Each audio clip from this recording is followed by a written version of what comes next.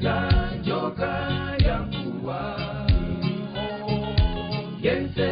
woyangana banjoka yo wasakala ni moyo koma mulungu natuma Mose iwe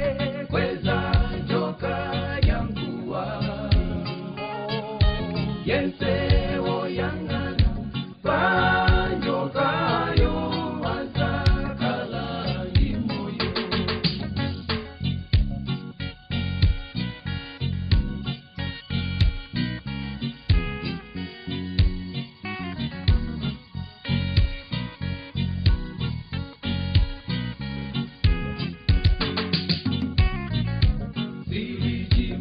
mozi masiku alelo antupe tiku danda ula wanguye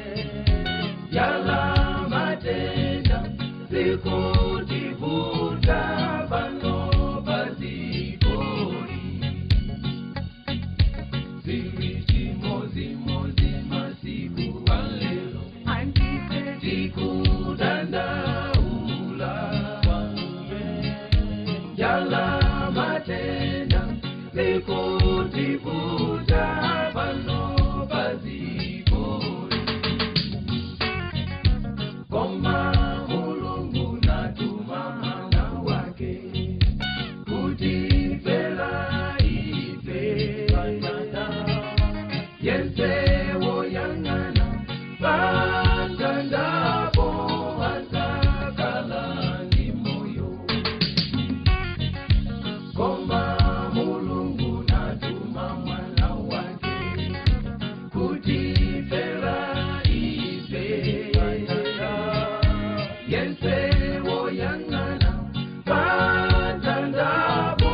wasakala ni moyo koma mulungu natuma mwana wake kutifela ife yense woyangana bandandapo wasakala ni moyo yense woyangana bandandapo wasakala ni moyo yense woyangana bandandapo wasakala ni moyo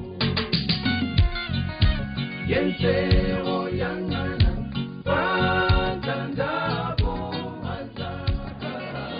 ni moyo yense